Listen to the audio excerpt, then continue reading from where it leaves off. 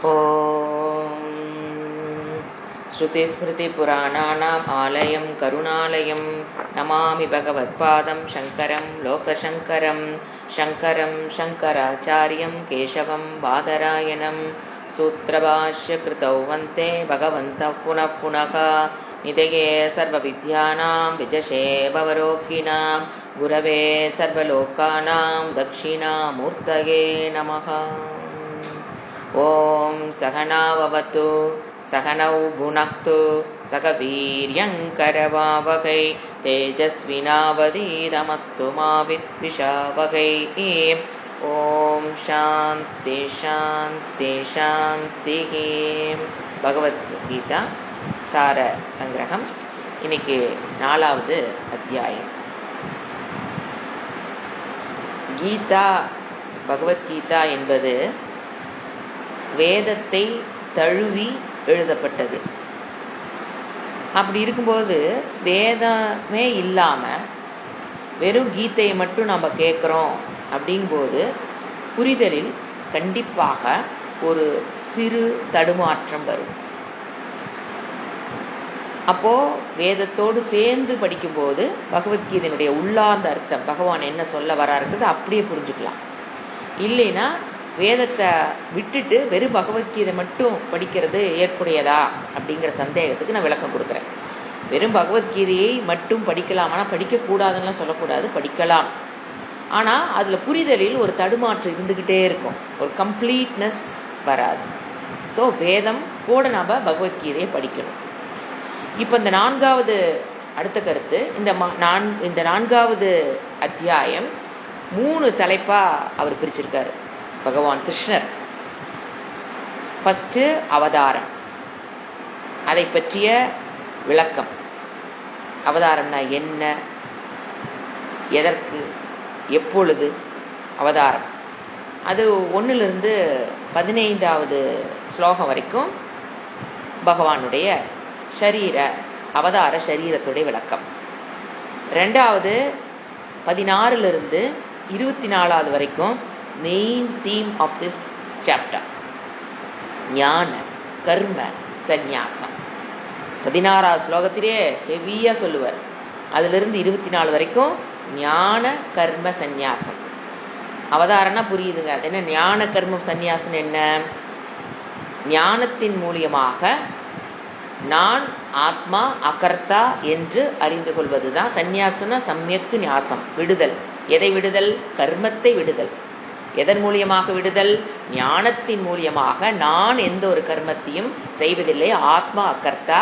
ஆனால் நான் வேலை செஞ்சுட்டே இருக்கிறேனுங்களே, சரீரம் தன்னுடைய வேலையை செஞ்சுட்டு இருக்குது, ஆத்மா எந்த ஒரு வேலை, அகர்த்தா அபோக்தா அப்படிங்கிற கருத்து மெயின் தீம் 16லிருந்து 24 வரைக்கும். அப்புறம் 25லிருந்து அது அதை விட முக்கியம்னு சொல்லலாம். ஏன்னா அதை அடையிறதுக்கு, இந்த ஞானத்தை அடைவதற்கு உண்டான சாதனை, ஞான சாதனம், அப்புறம் பலம். இது 25லிருந்து 42 வரைக்கும் ஞான சாதன். மேலே சொன்னோம் இல்லைங்களா, அந்த ஞான கர்ம சந்நியாசம், அதை அடைவதற்குண்டான சாதனம் என்ன. இப்போ ஃபஸ்ட்டு 1லிருந்து 15 வரைக்கும் அவதார ரகசியம். இதில் என்னென்ன கருத்து சொல்கிறான்னு பார்த்தீங்கன்னா, ஃபஸ்ட்டு எடுத்துனா கிருஷ்ணர் சொல்லுவார், உனக்கு இப்போ நான் என்ன கருத்து நான் சொல்லிட்டு இருக்கணும் அதே தான் முன்பு விவஸ்வானுக்கு சொன்னேன். இது குரு பரம்பரையாக வந்துட்டுருக்கிற கருத்து சொல்லுவார். இந்த தத்துவம் குரு பரம்பரையில் வந்துட்டுருக்குது. அப்படிங்கும்போது விவஸ்வானுக்கு நான் தான் ஈஸ்வர தத்துவமாக இருந்து கிருஷ்ணர் சொல்லுவார், விவஸ்வானுக்கு நான் முதல்ல சொன்னேன். அப்படியே அந்த பரம்பரையாக வந்துட்டுருக்குது. அந்த காலத்தில் பார்த்தீங்கன்னா அரசர்கள் கண்டிப்பாக வேதாந்தம் படிச்சிருக்காங்க, in spite of their busy scheduled. ஏன்னா அப்போ தான் அவங்க நாட்டை ஒழுங்காக ஆள முடியும், பேசிக் எஜுகேஷனல். அப்போ நான் அது கொடுத்தேன் அப்படிம்பார், அரசனுக்கு நான் கொடுத்தேன் பாரு. அப்போ இவர் கிருஷ்ணர் சொன்னோன்னே அர்ஜுனுக்கு டவுட் வந்துடும். அது எப்படி இப்போ நீங்கள் எனக்கு முன்னால் தேவகி மகனாக நின்றுட்டு என்கிட்ட சொல்கிறீங்க, அது எனக்கு புரியுது, அது எப்படி நீங்கள் விவஸ்வான் காலத்தில் நீங்கள் கொடுத்தங்கிறீங்க ஆதி காலத்தில் அப்படிங்கும்போது அப்புறம் சொல்லுவார் அவர், இந்த மாதிரி என்னுடைய பிறப்பை நான் அறிவேன், உன்னுடைய பிறப்பை நீ அறிய மாட்டாய், எத்தனை பிறவி எடுத்தின்னு உனக்கு தெரியாது, ஆனால் நீ எத்தனை பிறவி எடுத்தின்னு எனக்கு தெரியும் அப்படின்னு அவர் தன்னுடைய ஈஸ்வர தத்துவமாக இருந்து, ஏன்னா அவர் தான் அவதாரத்தை விளக்கக்கூடிய யோகியத அம்சம் படைத்தவர். யாரு அவதார தத்துவத்தை பேசக்கூடிய அருகதை படைத்தவர் யாரு? ஈஸ்வரன் மட்டும்தான். ஏன் அவர் தான் அவதாரம் எடுக்கிறாரு, அவர் தானே சொல்ல முடியும் அவதாரம் நான் எப்படி எடுத்தேன் அப்படிங்கும்போது அந்த தத்துவத்தை அவர் சொல்லிட்டு வருவார். அதாவது அவ தரத்தின்னு சொல்லுவோம். எப்படி அவதாரங்கிற வேர்டு வந்தது? அவ தரத்தி அப்படின்னா மேலே இருந்து கீழே இறங்குதல்னு அர்த்தம். அதான் அவதாரத்தினுடைய விளக்கம் எட்டிமாலஜி வந்து அவ தரத்தி. இப்ப நான் சரீரம் நம்மளுடைய என்ன தெரியுங்களா? அவ தரத்தி அவரோட சரீரம். நம்மளுடைய சரீரம் என்ன தெரியுங்களா? பத்தத்தம். பத்தத்தம்னா விழுகிறது. we are not under the control of my body. எப்போ பிறக்கணும், யாருக்கு பிறக்கணும், எந்த காலத்தில் பிறக்கணும், எந்த இது தெரியாது. ஸோ நம்மளுடைய சரீரம் பத்தத்தம்னு சொல்லுவோம், just under the control of maya. ஆனால் அவரு மாயை தன் கைக்குள் வைத்து கொண்டு நான் இன்னாருக்கு பிறக்கணும், இந்த காலத்தில் பிறக்கணும், இன்னென்ன கர்மங்களை செய்யணும், என்னுடைய அவதார காலம் இப்போ முடியும், ஃபுல்லாக பிளான் பண்ணி வந்து பிறப்பார். எப்படி பிறப்பாரு? பாயாசத்தில் கூட வந்து பிறப்பாரு, தூணை பிறத்துட்டு கூட, தூணை உடச்சிட்டு கூட வந்து பிறப்பாரு. அது அவருடைய, அதாவது அது எதை டிசைட் பண்ணுது அப்படின்னா அந்த அந்த அவதாரத்தினுடைய இதை யார் டிசைட் பண்ணுறது? ஆஃப் ஹிஸ் ஓன் அவர் இஷ்டப்பட்டு அந்த மாதிரி அவதாரம் எடுக்கிறதுங்கிறது கிடையாது. அந்த காலகட்டத்துக்கு எந்த மாதிரி பிறப்பு வேணுமோ, samashti karma plays a very important role in அவதாரம். நம்மளுக்கு என்னது? நம்மளுடைய கர்மா வியஷ்டி கர்மா மட்டும்தான் ப்ளே பண்ணுது. நான் செஞ்ச புண்ணிய பாப்பத்தினால எனக்கு அது ஹேத்துவா இருந்து நான் பிறக்கிறேன், ஜீவர்கள் பிறப்பு. ஆனால் பகவானுக்கு என்ன கிடையாது? புண்ணியமோ பாப்பமோ அக்கௌண்ட்ல கிடையாது. ஏன்னா நித்திய முக்த சொரூபக அவருக்கு எதுக்கு முன்னால ஒரு புண்ணிய பாப்ப அக்கௌண்ட், அதிலிருந்து பிராரத்தத்தை எடுத்துட்டு வந்து அவர் பிறக்கிறதுக்கு? அப்புறம் எப்படிங்க அவர் பிறக்கிறாருன்னா மாயை தன் கட்டுக்குள் வைத்து கொண்டு அவர் பிறப்பெடுக்கிறார் அப்படிங்கிறது. நான் எப்படி எதனுடைய ப்ரெஷர்ல நான் வந்து பிறக்கிறேன்? என்னுடைய சஞ்சித கர்மம் ப்ரெஷர்லேருந்து நான் வந்து பிறக்கிறேன். என்னுடைய ஹேத்து பிறப்புக்கு காரணம் என்னுடைய சஞ்சித கர்மா. அவருக்கு என்ன கிடையாது? சஞ்சித்தம் கிடையாது. அப்ப எப்படிங்க பிறக்கிறாரு அப்படின்னா அவரு அந்த சமஷ்டி கர்மா. இப்போ பார்த்தீங்கன்னா நம்ம வீட்டிலே பார்த்தீங்கன்னா வெஷ்டி கர்மாவும் நமக்குள்ள செயல்பட்டு இருக்கோம். சமஷ்டி கர்மா குடும்பத்திற்குங்க எல்லாத்துடைய கர்மாவும் நம்மளுடைய லைஃப்பை டிசைட் பண்றதுக்கு கொஞ்சம் ரோல் பிளே பண்ணும். அந்த மாதிரி உலக மக்களின் சமஷ்டி கர்மா நீடு, தர்மத்தை காப்பாற்றுவதற்கு ஒரு நீடு சமஷ்டி லெவல்ல தேவைப்படும் போது என்ன எடுப்பார்? அவரு அவதாரம் வந்து எடுப்பார். இப்போ நீங்க பார்த்தீங்கன்னா ஒரு எப்படி இதை நம்ம புரிஞ்சுக்கலாம்னா, இப்போ பாடியில் நம்ம தேவையில்லாத விஷயத்த உள்ள போட்டுறோம். பாடி உடனே என்ன பண்ணுவாருங்க? அது வெளியில தள்ள பார்க்கும். ஒரு விஷமோ ஒரு ஃபுட் பாய்சனோ உள்ள நடந்துருச்சு அப்படின்னா உடம்ப காப்பாத்துங்கிறதுக்காக தேர் சம் ஃபோர்ஸஸ் டு அது வெளியில தள்ளும். அதே மாதிரி இந்த உலகத்தில் அதர்மத்தை வெளித்தள்ளுவதற்காக, அழிப்பதற்காக, கண்ட்ரோலுக்குள்ள கொண்டு வரக்காக எடுக்கப்படுகிற சரீரம் தானே அவதாரங்க சரீரமே தவிர பகவான் ஈஸ்வரர் தானே இஷ்டப்பட்டு எடுப்பது கிடையவே கிடையாது. அப்ப அவருக்கும் என்ன நம்ம டிஃபரன்ஸ் என்ன சொல்லலாம்? அவர் வந்து நித்திய முக்த சொரூப்பாக, அந்த சொரூபம் அந்த அவதாரம் பிறக்கும் போதே ஞானத்தோடு பிறக்கும். ஆனா இங்க என்னது? நம்ம அஜ்ஞானம். அங்க வந்து எதனால பிறக்கிறார் அவரு? பக்தர்களுடைய தர்மத்தை காப்பாற்றுவதற்காக அவர் வந்து பிறக்கிறாரு. நாம் எதுக்காக பிறக்கிறோம்? நம்மளுடைய சஞ்சித்த மூட்டையில் இருக்கிற புண்ணிய பாப்பத்தை க்ஷயம் பண்றதுக்காக நாம பிறக்கிறோம். இது மெயின் டிஃபரன்ஸ். அதெல்லாம் அது வந்து மாயிக்க சரீரம் சொல்லுவோம். நம்மளது என்ன சரீரம்? பௌத்திக சரீரம். 5 பூதங்களால் உண்டானது பௌத்திக சரீரம். ஆனா அவருது மாயிக்க சரீரம். நம்மள வந்து பாப்ப க்ஷயத்தை பண்ணுவதற்காக நம்ம வந்து புண்ணிய பாப்ப க்ஷயத்துக்காக நாம வந்து பிறக்கிறோம். அவரு எதை கடந்தவர்? குணாதீத்தக, புண்ணிய பாப்பா தீத்தக, அவர் அதை கடந்தவர். இதுதான் பேசிக் டிஃபரன்ஸ் பிட்வீன் அவதார புருஷக அண்டு நம்மளுடைய மனிதனுடைய சரீரத்துடைய பிறப்பும் அவதாரத்துடைய பிறப்பும் இதுதான். இப்போ இந்த அவதார பிறப்பை என்ன சொல்றார் இந்த அத்தியாயத்துல? என்னை யார் உள்ளதை உள்ளபடி தெரிந்து கொள்கிறார்களோ அவர்கள் இறைவனுடைய தத்துவத்தை அறிந்தவர்கள். என்ன சொல்றாரு? இந்த சம்சார கடலிலிருந்து விடுபடுவார்கள். ஏன்னா அதாவது என்ன சொல்வார்னா, எது செயல் எது செயலின்மை என்பதை பற்றியத்தில் அடுத்து செயலுக்கு வருவார். எது செயல் எது கர்மம் எது அக்கர்மம் அப்படிங்கிற விஷயத்துல மக்கள் ரொம்ப குழம்பி இருக்கிறாங்க.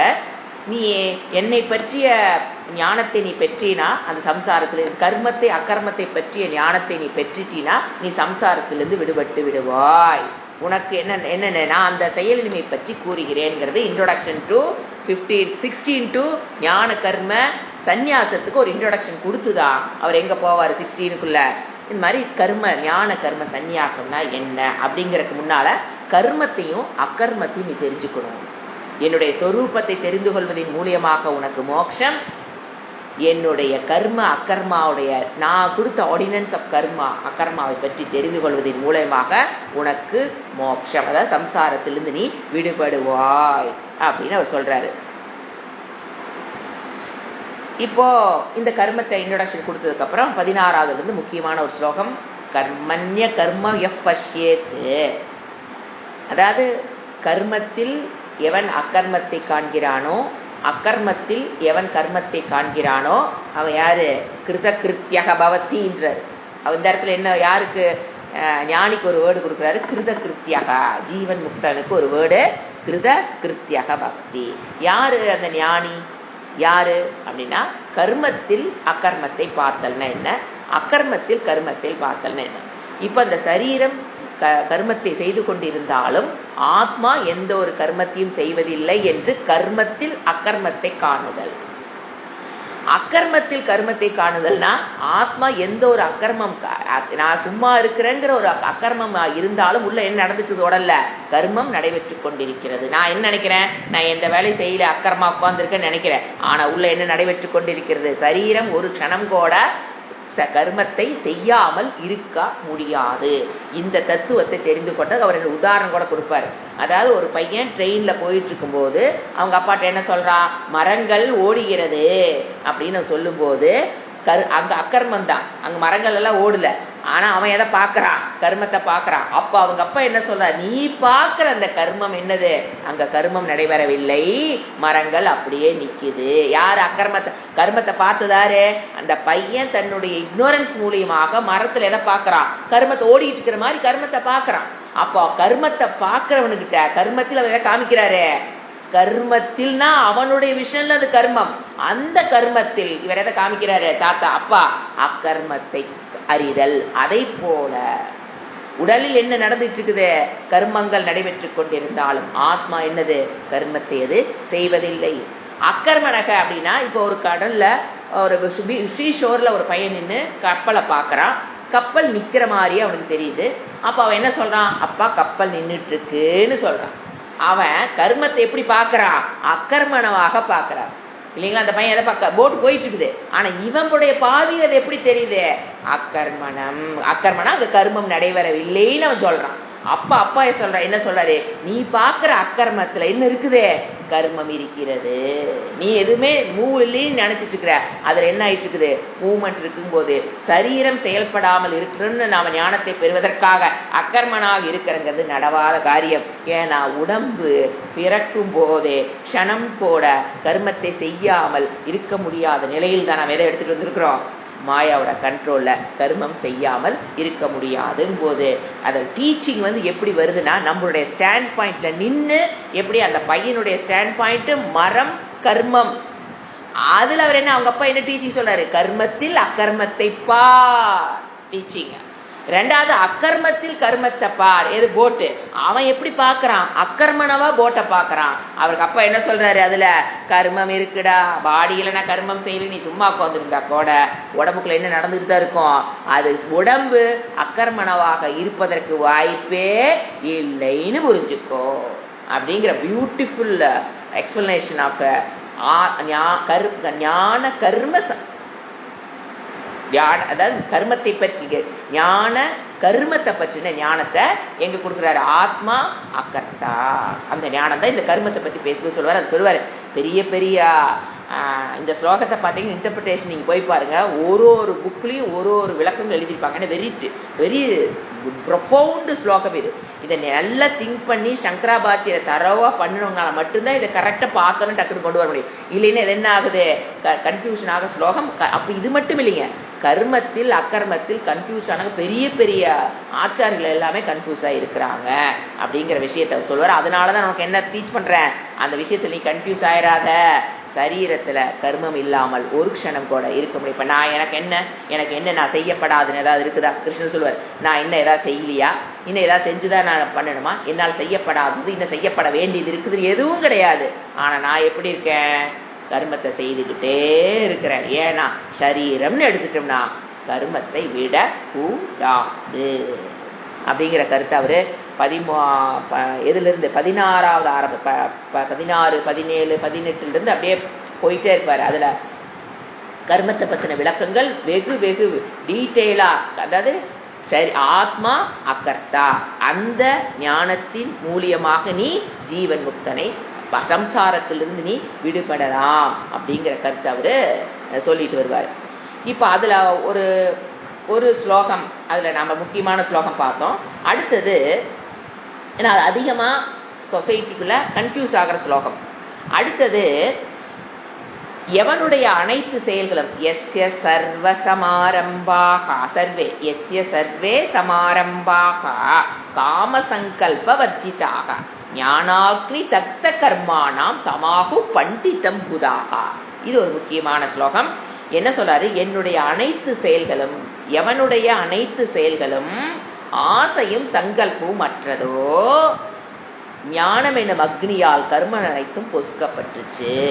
இதுல கன்ஃபார்ம் பண்றாரு, நீ ஞானத்தை பெற்றுட்டீனா உன்னுடைய சஞ்சித கர்மங்கள் பொசுக்கப்பட்டு ஞான அக்னி. ஒரு வேதாத்திக் ஸ்டூடெண்ட்டு இது என்ன சொல்லணும், வேத வாக்காக எடுத்து சொல்றோம் இல்லைங்களா, இது இறைவனுடைய வேத வாக்கு.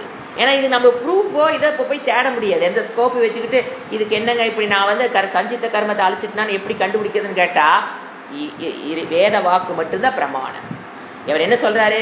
எவன் ஞானத்தை பெறுகிறானோ அவன் தன்னுடைய சஞ்சித்த மூட்டை கர்மத்தை பொசுக்கி விடுகிறான். அப்போ பொசுக்கி விடுகிறான்னு அடுத்த பேர்த் எடுக்கிறதுக்கு உண்டான ஹேத்து யாரு? காசாரு? காரணமாரு? இந்த சஞ்சித்த கர்மம் தானே. அதை அந்த ஞானம் பொசுக்கி விடுகிறது. ஏன் பொசுக்கி விடுகிறது? மறுபடியும் தலைத்து அது வரவே வராது. அவனை அறிவாளிகள் ஞானி என்று கூறுகிறார்கள். எதே தன்னுடைய கர்மத்தை அனைத்தும் பொசுக்கியவன். அவனுக்கு பேர் யாரையும் பேர் என்ன? ஜீவன் முக்தக. இந்த மாதிரி ஞானத்தினால் சஞ்சித்த கர்மத்தை அழிச்சா மட்டும்தான் மறுபிறப்பு இல்லையே தவிர இது பக்தியின் மூலியமாகவோ சஞ்சித்த கர்மத்தை அழிக்க முடியவே முடியாது. யோகத்தின் மூலியமாகவோ சஞ்சித்த கர்மத்தை அழிக்க முடியவே முடியாது. வேறு எந்த கர்மத்தை பண்ணீங்கனாலுமே அந்த அழிக்க முடியாது. ஏங்க? ஏன் கர்மத்தினால் அழிக்க முடியாது? ஏன் பக்திங்கிறது ஒரு கர்மம் தானே, ஏன் அதில் அழிக்க முடியாது? நீங்க ஞானத்தினால் மட்டும்தான். அவர் என்ன வேர்டு போடுறார்? அவரே ஓப்பனை போட்டார், ஞான அக்னி. ஞானம்ங்கிற அக்னி மட்டும்தான் சஞ்சித்த கர்மத்தை அழிக்குங்கிறார். ஏன் பக்தினாலேயே? இது நம்ம கன்ஃபியூஷன். ஏன் பக்தினால் அழிக்க முடியாதா, மெடிடேஷனால் அழிக்க முடியாதா, இப்படி டவுட் மக்களுக்கு வருது. ஏன் நம்ம பக்தி யோகம் இந்த மாதிரி வேற மார்க்கத்தின் மூலியமாக அந்த சஞ்சித்த கர்மத்தை இல்லாம பண்ண முடியாதா? போய் குருவோட காலை போய் குடிச்சுக்கிட்டே உட்காந்துட்டு இருந்தோம்னா படிக்காத காலப்பட்டு முடிச்சுட்டு இருக்கிறேன் சரணாகதி அப்படியே இருந்தா அதை அழிக்க முடியாதா? இறைவன் முருகன் காலை போய் பிடிச்சா கூட சஞ்சித்த கர்மம் அழியாதுனா அழியவே அழியாது. நீங்க முருகன் காலையே பழனியிலேயே போய் உள்ளேயே கர்ப்பகிரகத்திலே போய் காலை பிடிச்சுக்கிட்டே நீங்க உட்கார்ந்துருந்தீங்கன்னா கூட சஞ்சித கர்மம் அழியாது. ஏன்? அது லாஜிக் தெரியும். கர்மங்கிறது அனித்தியம், அது உரியறது இல்லை. நம்ம என்ன கர்மம் பண்ணாலும் அது அனித்தியம். அதுவோ என்ன பண்ண முடியாது. நித்தியமான ஒரு ஸ்திரீ நமக்கு மோட்சம்ங்கிறது என்னது, ஜீவன் முக்தன் என்னங்கிறது அது ஒரு நித்தியம்.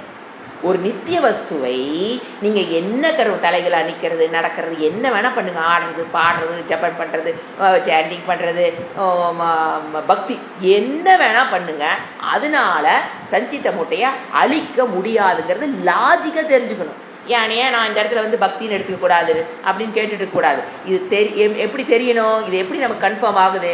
எந்த ஒரு கர்மமும் சஞ்சித்த மூட்டையை அழிக்க முடியாது. ஏன்னா பிகாஸ் ஆஃப் ஒன்லி வேர்டு கர்மா. அப்ப என்ன நமக்கு புரியல?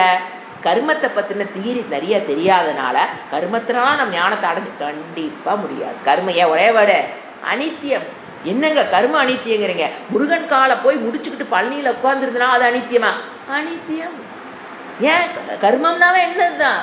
ஏன் அது ஒரு காலத்தில் முருகன் காலை பிடிக்கிறதுக்கு முன்னால் நீங்க முருகன் காலை பிடிக்கல, முருகன் காலை பிடிச்சதுக்கு அப்புறம் தான் பிடிச்சிருக்கிறீங்க. அது ஒரு காலத்துல ஐயர்வை துரத்தினால வெளியில் வந்தாகும். ஸோ ஒரு காலத்துல தோன்றி ஒரு காலத்துல இருந்து ஒரு காலத்துல அந்த கர்மம் எந்த கர்மமா இருந்தாலும் முடிய போகுது.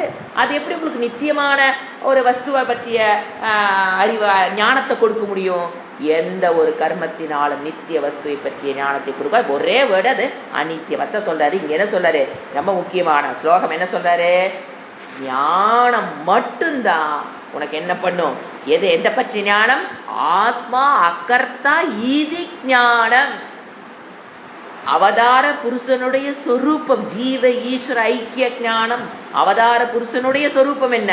என்னுடைய சொரூபம் தான் அவதார புருஷனுடைய சொரூபம். அதை தெரிந்து கர்மா ஆத்மா அகர்த்தா இதி ஞானேன தான் என்ன பண்ண முடியும்? உன்னுடைய சஞ்சித்த கர்மத்தை எரிச்சு நீ அடுத்த பிறவி வந்து பிறக்க வேண்டிய அவசியம் இல்ல. அவருக்கு என்ன சொல்ற? அவருக்கெல்லாம் ஞானிகளை என்ன பண்டிதாக்களை என்ன பேர் கொடுக்குறாங்க? அவங்களுக்கு ஞானி நாயிலின் தரவு பண்டிதர்கள் அவர்களுக்கு என்ன பேர் கொடுக்குறாங்க? ஸோ அப்ப என்ன பண்ணணும்? நான் கர்ம பலத்தில் பற்றை விட்டுட்டு என்றைக்கும் திருப்தி உற்றனாய் எதையும் சார்ந்திராமல் செயலில் ஈடுபட்ட போதிலும் அவர் எல்லா வேலையும் செஞ்சுட்டு இருப்பார் அந்த ஜீவன் முக்தக. ஆனா அவருக்கு என்ன தெரியும்? ஏன்னா அந்த ஜீவன் முக்தம் போடவங்க எந்த செயலும் செய்ய மாட்டாங்கன்னு கிடையாது. கர்ம பலத்தில் இருக்கிற பற்றை எப்ப கர்மயோக காலத்துல விட்டுருப்பாரு.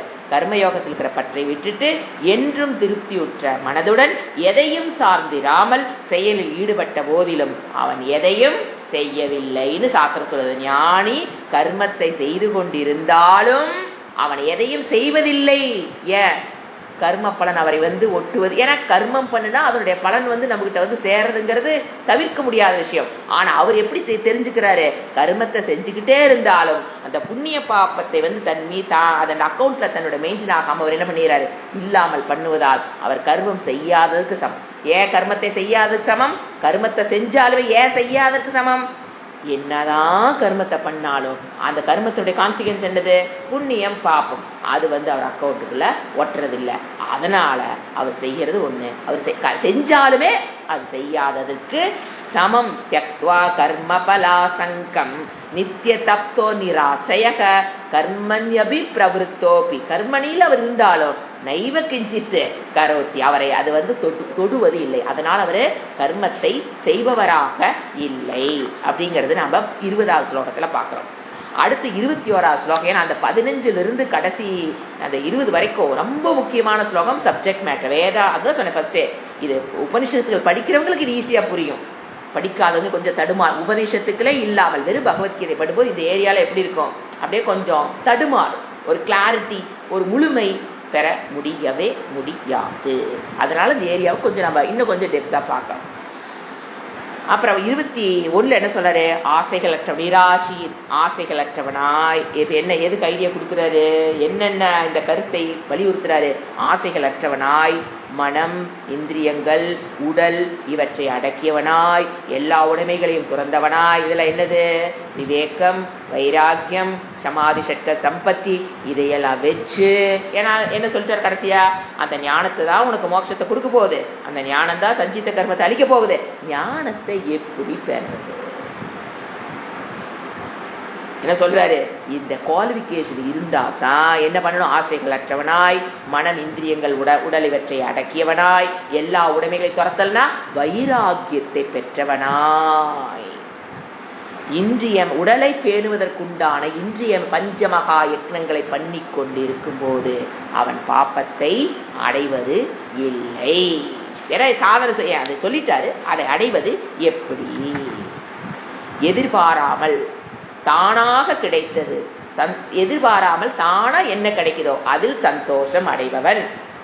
அந்த ஞானியை பத்தி சொல்றாரு. துவைதத்தை இரட்டைகளை கடந்தவன், பொறாமை போன்ற குணங்கள் அற்றவன், வெற்றியிலும் தோல்வியிலும் சமமாக உள்ளவன். செயலில் ஈடுபட்டாலும் அவன் பந்தப்படுவதில்லை, புண்ணிய பாபத்தை சேர்த்துக்கிறது இல்லை, அடுத்த பிறவி அவனுக்கு வந்து அமைவது இல்லை. ஞானத்தை பெற்றதுக்கு அப்புறம் அந்த கர்மத்துக்கு பேர் என்ன?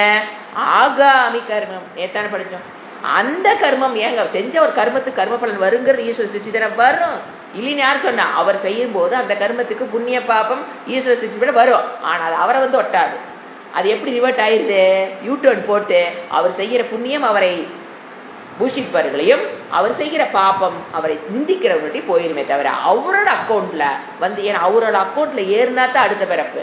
அது அவர் அக்கௌண்ட்ல ஏறாததுனால எப்படி எந்த குணம் அந்த தானாக கிடைத்ததில் ஒரு சந்தோஷம், இரட்டைகளை கடந்தவன், பொறாமைதல் எடுத்து குவாலிபிகேஷன். பொறாமைனா ஒரு பொறாமை மட்டும், கர்வம், மதம், ராகத்வேஷம் எல்லாத்தையும் ஆட் பண்ணிக்கணும். தீய குணங்களிலிருந்து விடுபட்டு நற்குணங்களை பெற்றவன் அர்த்தம். ஒரே ஒன்றை சொன்னா அதை மட்டுமா? அப்படி கிடையாது. வாழ்க்கை ஃபுல்லா எதுக்கு போராடுறான்? தீய குணங்களிலிருந்து விடுபடணும், நற்குணங்களை. ரெண்டும் கஷ்டம். தீய குணங்களிலிருந்து விடுபது ஏன் கஷ்டம்? அடிக்ஷன் ஆயிருப்பாரு, அதுவும் கஷ்டம். நல்ல குணங்களை என்ன பண்ணி ஆகணும்? தப்பம் தப்பம் தன்னை தகித்து கொள்ளுதல். அந்த வேலையை பண்ணவன் வெற்றியிலும் தோல்வியிலும் சமம் என அதே கர்மயோக காலத்துல அது வந்துடணும். வெற்றி வந்தாலும் சரி, தோல்வி வந்தாலும் அதை சமமாக உள்ளவன் அப்படின்னா அந்த கர்மயோகத்தை முடிச்சவன். அவன் எந்த கர்மத்தில் ஈடுபட்டாலும் அவனுக்கு என்ன கிடையாது? எந்த பாபமும் புண்ணியம் அவனை வந்து ஒட்டுவது கிடையாது. 23வது ஸ்லோகத்துல மறுபடியும் கண்டினியூ பண்றாரு. பற்றற்றவனாய் முக்தனாக ஞானத்தில் நிலை பெற்ற. இந்த இடத்துல ஞான நிஷ்டை பத்தி பேசுற. ஞானம் பெற்று விடலாம், ஆனா அது நிலை பெறணும்னா என்ன பண்ணணும்? குவாலிபிகேஷன்ஸ் இல்லைன்னா பெற்ற ஞானத்திலம்னால நின்று செயல்பட டிரான்சாக்சன் பண்ண முடியாதுன்னா என்ன சொல்றாரு? நிலை பெற்ற மனதுடைய நாய். 4 கருத்துக்கள் சொல்வார் இந்த ஸ்லோகத்துல. 23வது ஸ்லோகத்துல 4 முக்கிய கருத்துக்கள். பற்றற்றவனாய், கதசங்கஸ்ய, முக்தஸ்ய, ஞான பஸ்தித சேதசக. 5 கருத்து. சமக்ரம், அதாவது ஞானத்தின் பொருட்டு. இப்பதான் என்ன வருது? யக்னம். எல்லாத்தையும் எப்படி பண்ணனவன்? யக்னமாக பண்ண வேண்டும். முக்கியமான பகுதி யக்னமாக பண்ண. இந்த கர்மத்திலிருந்து ஒருத்தர் விடுபட்டு அடுத்த பிறவி இல்லாம பண்ணிக்கணும்னா என்ன பண்ணனவன்? ஞான சாதனத்துக்கு வந்துட்டாரு. என்ன ஞானம் பண்ணணும்? யக்னமாக பண்ண. எந்த கர்மத்தை விட்டுட்டு சும்மா இருந்து சொல்லல, எல்லா கர்மத்தையும் எப்படி பண்ணணும்? யக்னமாக. அனைத்து கர்மமும் என்ன யக்னமா பண்ணும்போது, எந்த செயலும் நீங்க யக்னமா பண்றீங்க அப்படின்னா அதுல வருகிற புண்ணிய பாப்பத்தின்களை வந்து தொடாது. ஸோ புண்ணிய பாப்பத்தை நம்ம அக்கௌண்ட்ல வச்சிருக்கிறதா அடுத்த பிறவியை தவிர அது இல்லாமல் பண்ணும்போது அது நமக்கு அது பிறவியை கொடுக்காது. அப்பதான் ஒரு முக்கியமான ஒரு நாம சாப்பிடும்போது சொல்லக்கூடிய ஸ்லோகம் தான் இங்க வரும். 24வது ஸ்லோகம். பிரம்மார்ப்பணம் பிரம்ம ஹவிஹி பிரம்மாக்னோ பிரம்மணாஹுதம் பிரம்மைவ தேன கந்தவ்யம் பிரம்ம கர்ம சமாதினா. என்ன தெரியணும்? இங்க இருப்பது அனைத்தும் பிரம்மனை தவிர்த்து வேறல்ல அப்படிங்கிற ஒரு ஆட்டிடியூடுல நான் அர்ப்பணம் செய்யற. நீ எதுல அர்ப்பணம் பண்றியோ அந்த கருவியும் பிரம்மமே. ஒரு ஹோமம் பண்றீங்க அப்படின்னா அதுக்கு யூஸ் பண்ற கருவியும் பிரம்மனே. அதுல நெய் ஊத்துன்னு பாத்தீங்களா, அவிசும் பிரம்மனே. இது வந்து சாப்பிடும்போது சொல்லுவோம், அந்த சாப்பாடும் பிரம்மனே, அதை சாப்பிட்றவனும் பிரம்மனே, அதை ஜீரணம் பண்றவனும் பிரம்மனே. அந்த மாதிரி அந்த பிரம்மம் தான் இங்க இருப்பது அனைத்தையும் இங்க இருப்பது அனைத்தும் பிரம்மனை தவிர்த்து வேறல்ல. அந்த பிரம்மத்தில் அர்ப்பணிக்கப்படுகிறது. பிரம்மம் என்னும் கர்மத்தில் குவிந்த மனதுடையவனால் அடையப்பட வேண்டியது பிரம்மம் மட்டுமே. இங்க இருப்பது அனைத்தும் பிரம்மனை தவிர்த்து வேறல்லங்கிற ஞானம்ங்கிறது சொல்றார். அதுதான் என்ன பண்ணும்? அவனுடைய கர்மத்தினுடைய பலனை அவனிடமிருந்து ஒட்டாமல் செய்துவிடும்.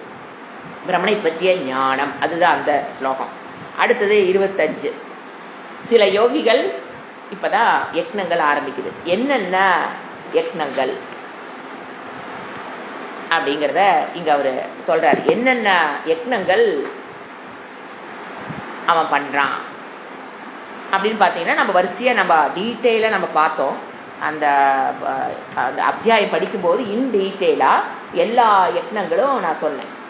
இப்போ நீங்க என்ன பண்ணணும்? அந்த வரிசையா அந்த யக்னங்கள் என்னென்ன யக்னங்கள், அதாவது ஃபர்ஸ்ட் வந்து கர்மயோகி பண்ற யக்னம். அது வந்து கர்மகாண்டத்தில் அதாவது 2ஆ பிரிச்சுக்கணும். அவரு ஹவிஸ் எது, எதை அவன் அக்னி எது, இதை எப்படி கான்செப்ட் புரிஞ்சுக்கணும் வரப்போற ஸ்லோகத்துல ரெண்டா பிரிச்சுக்கணும். அக்னியில ஹவிஸுங்கிறது நீங்க போடுறது ஹவிஸ், நெய் ஊத்துறீங்க இல்லையா, அது ஹவிஸ். அப்புறம் ஓமகுண்டத்துல குச்சியெல்லாம் போடுறோம் பாத்தீங்களா, அதெல்லாம் ஹவிஸ். எதுல போடுறோம்? அக்னியில போடுறோம். இதுதான் ஹோமத்தினுடைய பிரின்சிபிள். ரெண்டு கான்செப்ட். ஹவிஸ், அதை அக்னியில போடுறோம். இதை யக்னம்னு சொல்லுவோம். இதுதான பேர் யக்னம். நம்ம பிராக்டிகல் லைஃப்ல சொல்றோம். ஹோமம் பண்ண அதுக்கு பேர் என்ன சொல்றோம்? யக்னம். இவர் என்ன சொல்றாரு? உன்னுடைய வாழ்க்கையவே நீ யக்னமாக மாத்து. எதுக்கு? இந்த ஞானத்தை பெறுவதற்கு. யக்னம் என்ன கொடுக்காது? ஞானத்தை கொடுக்காது. It gives the qualification to study Sastra. The mind infrastructure will be given by this யக்னா. அதுலதான் பஞ்சமகா யக்னங்கள் நம்ம சொல்லுவோம். இங்க என்ன யக்னம் சொல்றாரு? ஃபர்ஸ்ட் கர்மயோகி பண்ற யக்னம். அவன் என்ன பண்றான்? கர்மத்தில் சொல்லப்பட்ட அங்க அக்னி தான், ஹவிஸ் தான். கர்மயோகி என்ன பண்றான்? கர்மகாண்டத்தில் சொல்லப்பட்ட அக்னிகளை அக்னி காரியங்களை அப்படியே செய்யறான். ஆனா என்னத்தை விட்டுறான்? அவன் கர்ம பலனை எதிர்பார்த்து அவன் கர்மத்தை செய்வது இல்லை. கர்மகாண்டத்தில் சொல்லப்பட்ட அக்னியை வளர்த்தி அதில் சொல்லிட்ட ஹவிஸையே போடுறான். ஆனா எதை எதிர்பார்க்கறது இல்ல? கர்ம பலனை எதிர்பாராமல் செய்யறான். ஃபர்ஸ்ட் யக்னம் பண்றவன் யாரு? கர்ம யோகி. ரெண்டாவது யாரு? சந்நியாசி. சந்நியாசி எதுல கொண்டு தன்னுடைய எல்லாத்தையும் துரத்தல் அப்படிங்கிற ஹவிஸை கொண்டு எங்க போடுறான்? ஆத்ம ஞானத்தை பெறணுங்கிற அந்த அக்னியில் தன்னுடைய ஹவிஸுங்கிற என்ன பண்றான்? ஆத்மாவை ஆத்மாவிலேயே ஹோமம் செய்கிறான். யாரு? சந்நியாசி தன்னுடைய வாழ்க்கை என்ன பண்ணிடுறான்? ஹவிசா கொண்டு எங்க போட்டுறான்? ஞானம் என்கின்ற அக்னிக்கு அவன் ஹவிசாக போட்டு வைக்கிறான் அப்படிங்கிறது பார்த்தோம். அடுத்தது மூணாவது தம யக்ன. தமம்னா இந்திரிய அடக்கம். இந்திரிய அடக்கம் பார்த்தீங்கன்னா இதுல எது அக்னி? விஷயம் எதுல கொண்டு போடுறான்? இந்திரியங்கள் தான் அக்னி. எதை கொண்டு போடுறான்? விஷயங்கள். இந்திரிய விஷயங்களை கொண்டு அங்க போட்டு இந்திரியத்தை அடக்குகிறான். இந்திரிய விஷயங்கள் இல்ல, எதை கொண்டு போடுறான்? இந்திரிய விஷயங்களில் எதை கொண்டு போடுறான்? அடக்கம். அதை எப்படி நம்ம புரிஞ்சுக்கிறது? யக்னம். இப்ப நம்ம ஒரு விஷயத்துக்கு பழகி போயிட்டோம், அதுல இருந்து விடணும் அப்படின்னா அந்த இப்ப நீங்க ஒரு தண்ணி போட்டு பழகிட்டா அதுல இருந்து விடணும், சிகரெட் குடிச்சு பழகிட்டா அதுல இருந்து விடணும். இந்த மாதிரி இருந்தாலும் ஒரு தலைவாணி வச்சு படுத்துட்டு அந்த தலைவாணி இல்லாம தூங்க முடியாது சொல்ற பாத்தீங்கன்னா, அது வரைக்கும் அடிக்ஷனை புரிஞ்சுக்கணும். ஏன்னா வெறும் அவங்க எல்லாம் தான் என்ன அடிக்ஷன். நாம எத்தனை விஷயத்துக்கு நம்ம அடிக்ட் ஆயிருக்கிறோன்னு பாரு. காலை எழுந்துச்சுன்னா ஒரு டம்ளர் காஃபி குடிச்சா தான் அந்த டேவே ஓடும், அடிக்ஷன். காலை எழுந்துச்சுன்னா ஒரு டம்ளர் டீ எது காலை எழுந்துச்சுன்னு இது பண்ண அடிக்ஷன். அடிக்ஷன் எத்தனையோ விஷயத்துக்கு அடிக்ட் ஆயிருப்போம். எத்தனை விஷயத்துக்கு நம்ம அடிக்ட் ஆயிருக்கிறோமோ அந்த அளவுக்கு நம் மனம் பலகீனம் ஆகி இருக்கும். ஆனா தெரியாது. அது பெரிய நாம நினைச்சுக்கோம், அதெல்லாம் எனக்கு இல்லையா தூக்கம் வராதுங்க, அதெல்லாம் எனக்கு இல்லைன்னா சாப்பிட முடியாதுங்க, அதெல்லாம் இல்லைன்னா எனக்கு முடியாது. ஓப்பனா என்ன சொல்லிட்டு இருக்கிறோம்? என் மனம் பலம் இழந்துருச்சுங்க, என் மனம் பலம் இழந்துருச்சுங்க. நான் என் மனம் பலம் இல்லை. ஆனா வெளியே சொல்றது வீட்டுருக்கவங்க உலகத்தில் இருக்கவங்க தன்னுடைய கண்ட்ரோலுக்கு வரணும்னு நினைப்பு வேற. இங்க தன்னுடைய மனமே எப்படி கிடக்குது? அடிக்ஷன் ஆகி பலமிழந்து கிடக்கிறவன். ஸோ அதை என்ன பண்ணணும் அவன்? ஏன்னா சாஸ்திரத்தை பற்றி ஞானம் வரணும்னா இந்த அடிக்ஷன் இருக்கிற பலகீனமான மனதில் சாஸ்திரம் உட்காந்து வேலை செய்ய முடியாது. அப்போ அவன் என்ன பண்ணி ஆகணும்? இந்திரிய விஷயங்களை எங்கே கொண்டு போடுறான்? இந்திரியங்களுக்குள்ளேயே எதை போட்டுறான்? இந்திரிய விஷயத்தை போட்டுரும். ஸோ அதாவது விஷயங்கள் அடக்குதல்ங்கிறது எங்க என்னது? ஹவிஸ். எது? இந்திரிய விஷயங்களை என்ன பண்றான் அவன்? அக்னியில அடக்கிறான். அந்த மாதிரி ஹவிஸ். இந்த மாதிரி ஒன்னொன்னு இந்திரிய அடக்கம். அடுத்து என்ன பார்த்தோம்? சப்தாதீனு விஷயங்களை அப்படின்னா நல்ல விஷயங்களை மட்டும் கொண்டு வந்து போடுறது, கெட்ட விஷயங்களை தவிர்த்தல் என்னதுதான் ஒரு விதமான யக்னம். என் காதுக்குள்ள நல்லதுதான் வரணும், சப்தாதி போடுறாரு. கண்ணுல எதை பார்க்கிறோம்? வேதாந்தத்துக்கு தடையாக இருக்கிற எந்த ஒரு விஷயத்தையும் நான் உள்ள போட மாட்டேன்னு சொல்றான் பாத்தீங்களா, அது ஒரு யக்னம். நைட் நேரத்துல படுத்தாதான் காலை எந்திரிக்க முடியும், அதுக்காக பல விஷயங்களை தியாகம் பண்றான் பாத்தீங்களா, அதுதான் அடுத்தது. என்ன சொல்றாரு? விஷயங்களை என்ன பண்றது? எந்த விஷயங்களை உள்ள விடணுமோ அதை மட்டும் விட்டு தவிர்க்க வேண்டிய விஷயங்களை தவிர்க்கிறான் பாத்தீங்களா, அதுவும் என்னது? யக்னம். இதெல்லாம் எதுக்கு படிச்சுட்டு இருக்கிறோம்? ஆத்ம ஞானத்தை பெறுவதற்கு நீ செய்யற கர்மங்களை எல்லாம் எப்படி பண்ணு? யக்னமாக பண்ணு. என்னென்ன யக்னம் நீ கண்டிப்பா பண்ணியாகணும். கண்டிப்பா இந்திரிய விஷயம், இந்திரிய அடக்கம் அவசியம். அடுத்து என்ன சொல்றாரு? மனக்கட்டுப்பாடு. சமகங்கிற யக்னத்தை பண்ணு. சமகன் என்ன? மனதை கட்டுப்படுத்துதல். அப்படின்னா என்னன்னா, இந்திரியங்கள் நீங்க இந்திரியங்களை கட்டுப்படுத்திப்பீங்க. ஆனா மனதுக்குள்ள நீங்க முதல்ல அனுபவிச்சீங்க பாத்தீங்களா, எது அடிக்ஷன் ஆகி அனுபவிச்சிருப்பீங்க பாத்தீங்களா, அது வாசனை உள்ள இருக்கும். அந்த வாசனை என்ன பண்ணும், வெளியில போய் அதை குடி, அதை சாப்பிடு, அங்க போ, இங்க வான்னு மனசுல இருக்கிற வாசனை உங்களை தூண்டு. அப்ப அதை அடக்குறான் பாத்தீங்களா, அதுதான் சமங்கிற எண்ணம். அது எதுக்கு வேணும், வேதாந்தம் படிக்கணும்னா அந்த சம யக்னத்தை பண்ணிருக்கிறாங்க. அப்பதான் மனம் பலம் பெறும், அதை ஞானத்தை ரிசீவ் பண்ண ஞானத்தை புடிச்சு வச்சிருக்கும். அப்போ அது சமம்ங்கிறது. அப்ப அந்த மனதில் இருக்கிற பதிவு அவன் எப்படிங்க வெளியில தள்ளுறது, எப்படி அதை இதுல இருந்து தள்ளுறதுன்னா, you have to deviate your mind. அப்புறம் விசாரம் பண்ணணும். மனதில் இருக்கிற ஒரு ஒன்று ரிசீவ் பண்ணுது, டிஸ்டர்ப் பண்ணுதுன்னா உடனே விசாரத்துக்கு போயிடணும். அப்புறம் டீவியேட் பண்ணணும். என்ன விஷயம் வருது அதை வான்னு கூப்பிடணும், பயந்து கூடாது. மனசுல இருந்து ஒரு விஷயம் வருதுன்னு வச்சுக்கல, ஐயோ இந்த விஷயத்தை விட்டானே வெளியில வருதே, ஐயோ அந்த ஞாபகம் வந்துச்சேன்னு பயப்படக்கூடாது. வா, என்னத்தை ஞாபகம் மனசே, நீ என்னத்தை ஞாபகம் வச்ச, இங்க வா உட்கார், என்ன விஷயம், என்ன காஃபி காஃபி குடிக்கணும் இப்போ, அப்படிதானே நம்ம அதுதான் விசாரம் நமக்குள்ள நம்ம பண்றது. இது குருவோ சாஸ்திரமோ எப்படி பண்ணுன்னு சொல்லி கொடுப்பாங்களே தவிர அவங்க பண்ண முடியாது. இப்ப 6 மணி ஆனா காஃபி கேட்குது, நம்ம அதை விட்டுணும்னு முடிவு பண்ணிட்டோம், காஃபி பக்கமே போறதில்லை. ஆனா பக்கத்து வீட்டுல இருக்கிற வாசம் என்னாச்சு, கொஞ்சம் நம்மளை டிஸ்டர்ப் பண்ணிருச்சு, அது விட்டுட்டு ஓட முடியாது இல்லைங்களா. அப்ப நம்ம என்ன பண்ணணும், அது ஒரு அர்ஜ் டு ட்ரிங்க் காஃபி வருதுன்னா எதனால வந்தது, பதிவுனால வந்தது. நீங்க தான் காஃபி தூளை வீட்டோட தூக்கி போட்டீங்களே, ஆனா மனசு இருக்கிற பதிவுனால இப்ப என்ன வந்துருச்சு, காஃபி குடிக்கணும்னு வந்துருச்சா. அப்ப என்ன பண்ணணும், ஃபர்ஸ்ட் காஃபி குடிக்கணும்னு நினைக்கிற மனமே அதுக்கு உட்காந்து பேச தெரியுது. ஐயோ காஃபி குடிக்கணும்னு நினைச்சேன், ஆசை வந்துருச்சு, என்னால கட்டுப்படுத்த முடியல, நான் எதுக்குமே லாய்க்கில்ல, மச்சா அப்படி போக கூடாது. என்ன வேணும் மனமே, அதுகிட்ட பேசுங்க. என்ன வேணும், காஃபி வேணுமா, காஃபிங்கிறது என்ன புரிய வைக்கணும், அதுல இருக்கிற டிராபேக் எல்லாம் என்ன, அது ஒரு அனித்தியம். மனம் இப்படி ஆசைப்பட்டினா மனமே நீ பலகீனமாயிடுற, பலப்படணும்னு நினைச்சுன்னு எதை விட்டணும், அடிக்ஷனுக்கு போகக்கூடாது. இப்படி உங்களுக்கு தெரிஞ்ச விஷயத்தை சாஸ்திரத்தில் அந்த அனித்தியத்தை பற்றின அந்த ஞானத்தை கொண்டு இறைவனை நடுவில் கொண்டு நிறுத்தி 2 விஷயம் பண்ணணும். விசாரம் பண்ணணும், இறைவனை கொண்டு நடுவில் நிறுத்தணும்.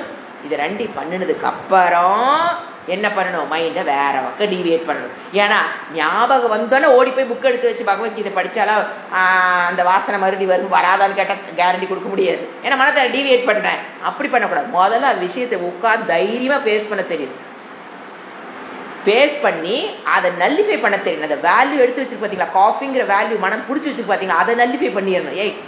அது காஃபி குடிக்கிறது is not at all good, அதை பத்தின ஏன் அது குடிக்கக்கூடாது, எப்படி மனம் பலகீனம் ஆகுது, இந்த மாதிரி விசாரம் பண்ணி அதனுடைய அனித்தியத்தை மனசு புத்திக்கு கொடுக்கணும். புத்திக்கு எதை கொடுக்கணும், அனித்தியத்துமா விஷயம். அப்ப என்ன ஆயிடும், அந்த மனம் கொஞ்சம் மறுபடியும் வரும். நீங்க எல்லாம் பண்ணிருப்பீங்க இன்னைக்கு, நாளைக்கு பக்கத்து வீட்டுல இருந்து அந்த 6 மணிக்கு ஒரு வாசம் வந்து வச்சுக்கலாம், மறுபடியும் கொஞ்சம் தோணும், மறுபடியும் வா மனமே உட்கார வச்சு பாடம் எடுக்க வேண்டியதுதான். அப்புறம் எடுத்துட்டு எங்க பண்ணிடணும், அதையே சிந்திச்சு வேற விஷயத்துக்கு போயிடணும். ஸோ இந்த மாதிரி ப்ராக்டிஸ் கொடுக்கணும் மனதுக்கு. சில பேர் நான் நீர்லேருந்து காஃபி விட்டுறேன், விடவே முடியாது.